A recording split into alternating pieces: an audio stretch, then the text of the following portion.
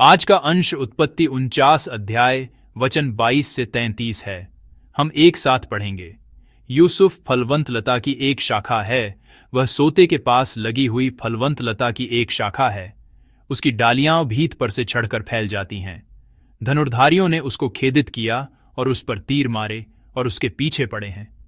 पर उसका धनुष दृढ़ रहा और उसकी बांह और हाथ याकूब के उसी शक्तिमान परमेश्वर के हाथों के द्वारा फुर्तीले हुए, जिसके पास से वह चरवाहा आएगा जो इज़राइल की चट्टान भी ठहरेगा। ये तेरे पिता के उस ईश्वर का काम है जो तेरी सहायता करेगा, उस सर्वशक्तिमान का जो तुझे ऊपर से आकाश में की आशीषें और नीचे से गहरे जल में की आशीषें और स्तनों और गर्भ की आशीषें देगा। तेरे पिता के आशीर्वाद मेरे पितरों के आशीर्वादों से अधिक बढ़ गए हैं और सनातन पहाड़ियों की मनचाही वस्तुओं के समान बने रहेंगे। वे यूसुफ के सिर पर, जो अपने भाइयों से अलग किया गया था, उसी के सिर के मुकुट पर फूले फलेंगे। बिन्यामीन फाड़ने वाला भेड़िया है, सवेरे तो वह अहेर भक्षण करेगा और सांझ को लूट बांट लेगा। इस्राएल के 12 गोत्र ये ही हैं, और उनके पिता ने जिस जिस वचन से उनको आशीर्वाद दिया वे ये ही हैं। एक एक को उसके योग्य आशीर्वाद के अनुसार उसने आशीर्वाद दिया। तब उसने यह कहकर उनको आज्ञा दी, मैं अपने लोगों के साथ मिलने पर हूं, इसलिए मुझे हित्ती एप्रोन की भूमि वाली गुफा में मेरे बाप दादों के साथ मिट्टी देना, अर्थात उसी गुफा में जो कनान देश में ममरे के सामने वाली मकपेला की भूमि में है।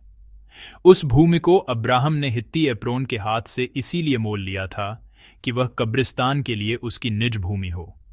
वहां अब्राहम और उसकी पत्नी सारा को मिट्टी दी गई थी, और वहीं इसहाक और उसकी पत्नी रिबका को भी मिट्टी दी गई, और वहीं मैंने लिया को भी मिट्टी दी।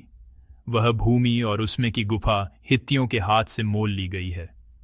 याकूब जब अपने पुत्रों को यह आज्ञा दे चुका, तब अपने पांव खाट पर समेट प्राण छोड़े और अपने लोगों में जा मिला। आमीन। आज सुबह परमेश्वर की कृपा इस प्रार्थना सभा में आए सभी संतों के साथ हो। मैं प्रभु के नाम पर आपको आशीष देता हूं।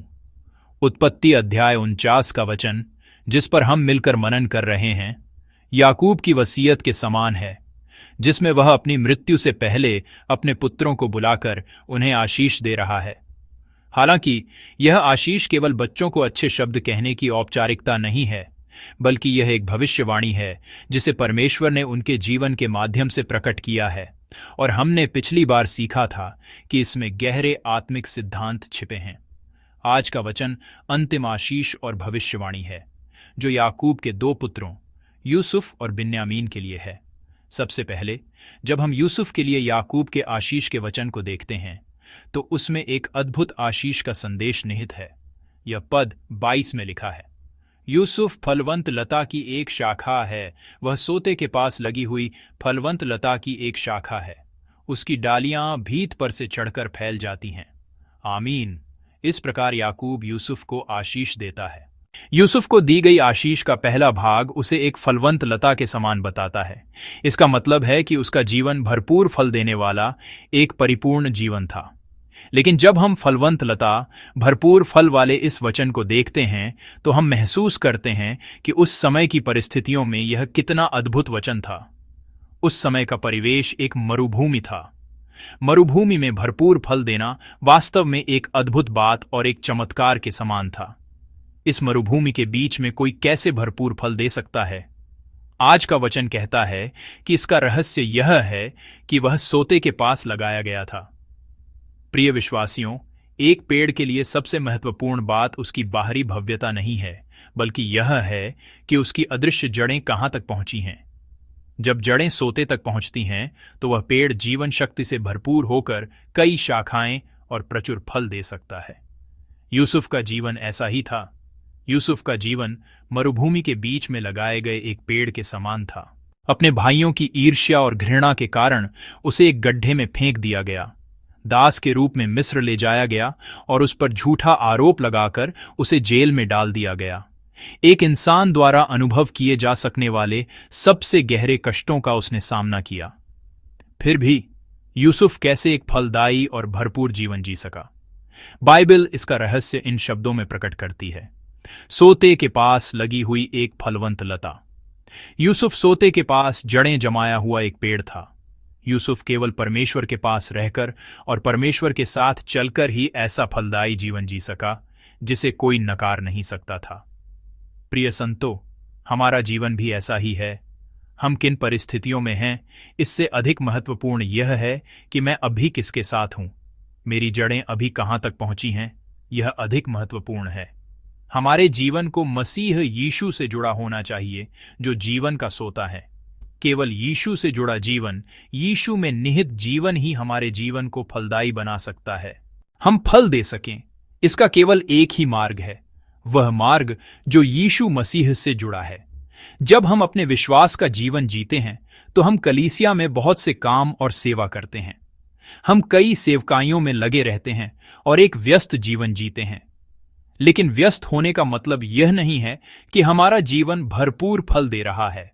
यदि हमारी जड़ें यीशु मसीह से नहीं जुड़ी हैं, तो चाहे हम कितने भी व्यस्त हों और चाहे हम कितनी भी सेवा करें, हमारे जीवन में फल लगना बहुत मुश्किल है।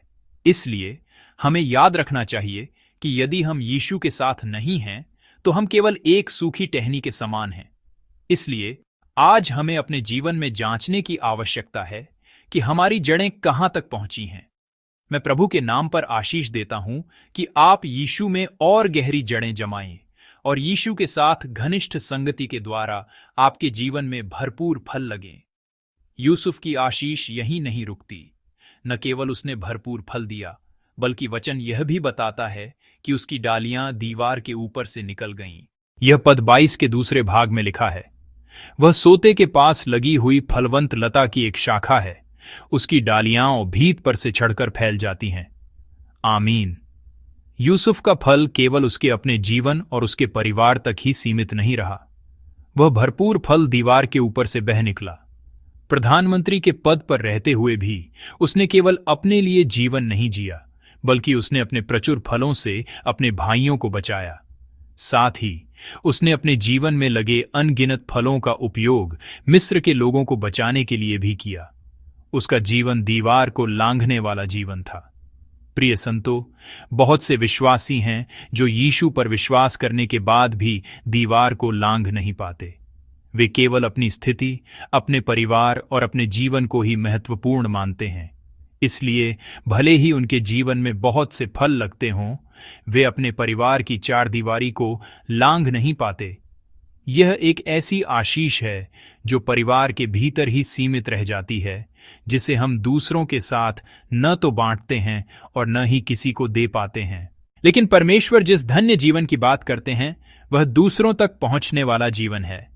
परमेश्वर चाहते हैं कि हम वह सब कुछ जो उन्होंने हमें दिया है अपने आसपास के लोगों के साथ साझा करें। आज का वचन हमें बताता है कि यही सच्चा धन्य जीवन है। हमारे लिए परमेश्वर की इच्छा यह है कि हम एक ऐसा जीवन जिएं जो दीवार को लांघ जाए। जब हमारा प्रेम, हमारी भौतिक वस्तुएं और हमारी सेवा दीवार को लांघकर दूसरों तक पहुंचती है, वही दीवार को लांघने वाला जीवन है और परमेश्वर हमसे यही जीवन चाहते हैं। परमेश्वर ने यूसुफ के ऐसे जीवन की रक्षा की।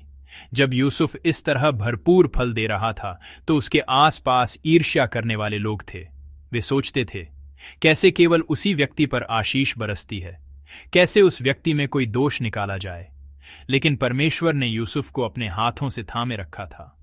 पद 24 और 25 का वचन है, पर उसका धनुष दृढ़ रहा और उसकी बाह और हाथ याकूब के उसी शक्तिमान परमेश्वर के हाथों के द्वारा फुर्तीले हुए, जिसके पास से वह चरवाहा आएगा, जो इस्राएल की चट्टान भी ठहरेगा। यह तेरे पिता के उस ईश्वर का काम है जो तेरी सहायता करेगा, उस सर्वशक्तिमान का जो तुझे ऊपर से आकाश में की आशीषें और नीचे से गहरे जल में की आशीषें और स्तनों और गर्भ की आशीषें देगा। आमीन। यह वास्तव में एक अद्भुत वचन है। लेकिन जब हम इस वचन की पृष्ठभूमि को देखते हैं तो पद 23 में क्या कहा गया है? वहां लिखा है कि यूसुफ पर धनुष चलाने वाले और उसे सताने वाले लोग थे। उन्होंने उसे गिराने के लिए अनगिनत बार हमला किया, फिर भी यूसुफ गिरा नहीं। वह इसलिए नहीं गिरा क्योंकि परमेश्वर ने उसकी रक्षा की और उसे थामे रखा। बाइबल आज यही दर्ज करती है। यह वह आशीष है जो सोते के पास लगाए गए लोगों को मिलती है। यूसुफ की भरपूर आशीष के बाद अब बिन्यामीन की आशीष आती है। पद 27 का वचन है, बिन्यामीन फाड़ने वाला भेड़िया है, सवेरे तो वह अहेर भक्षण करेगा और सांझ को लूट बांट लेगा। आमीन। केवल एक पद में बिन्यामीन की यह आशीष समाप्त हो जाती है। यूसुफ की तुलना में बिन्यामीन की आशीष केवल एक पद में क्यों समाप्त हो जाती है?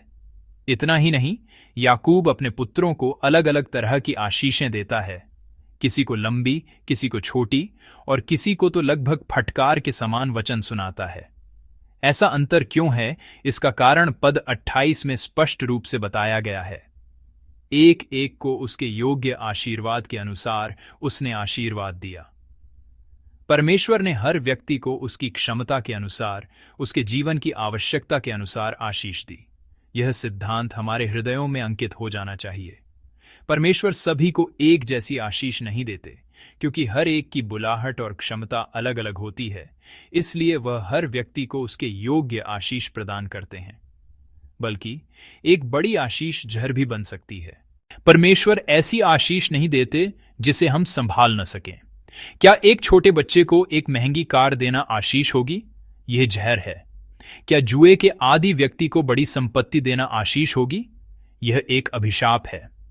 बाइबल कहती है कि परमेश्वर हमारी जरूरतों को जानते हैं और हमारी क्षमता के अनुसार आशीष प्रदान करते हैं। इसलिए दूसरों से तुलना करने की कोई जरूरत नहीं है। ईर्ष्या करने या निराश होने की भी कोई जरूरत नहीं है। इसके बजाय हमें अपने जीवन में दिन ब दिन उस पात्र को गढ़ने की जरूरत है जो परमेश्वर द्वारा तैयार की गई आशीष को संभाल सके। जब हम ईमानदारी और पवित्रता से जीवन जिएंगे तो परमेश्वर निश्चित रूप से हमारी क्षमता के अनुसार हमारे जीवन में आशीष उंडेलेंगे। याकूब ने यह सारी आशीष अपने पुत्रों को दी और अंत में उसने एक बार फिर अपने बच्चों से अपने अंतिम संस्कार का अनुरोध किया। यद्यपि उसने मिस्र में एक शानदार बुढ़ापा बिताया, प्रधानमंत्री के पिता के रूप में धन और सम्मान के साथ जीने के बावजूद उसने अपने बच्चों से मकपेला की गुफा में, जहां उसके पूर्वज दफनाए गए थे, दफनाए जाने की प्रबल इच्छा व्यक्त की और एक बार फिर वसीयत के रूप में यह अनुरोध किया। क्यों? क्योंकि वह स्पष्ट रूप से जानता था कि मिस्र की समृद्धि शाश्वत नहीं है। वह जानता था कि परमेश्वर की प्रतिज्ञा का स्थान कनान देश वह स्थान है जहां उसे लौटना है और जहां वह अभी भी दफनाया जाना चाहता था। इसीलिए याकूब अपने पुत्रों से अनुरोध करता है कि वे उसे इस समृद्ध मिस्र देश में नहीं बल्कि प्रतिज्ञा की उस भूमि में दफनाएं। मानो याकूब कह रहा हो, इस देश की समृद्धि को मत अपनाओ, परमेश्वर की प्रतिज्ञा को थामे रहो और परमेश्वर के अनंत राज्य की ओर देखो।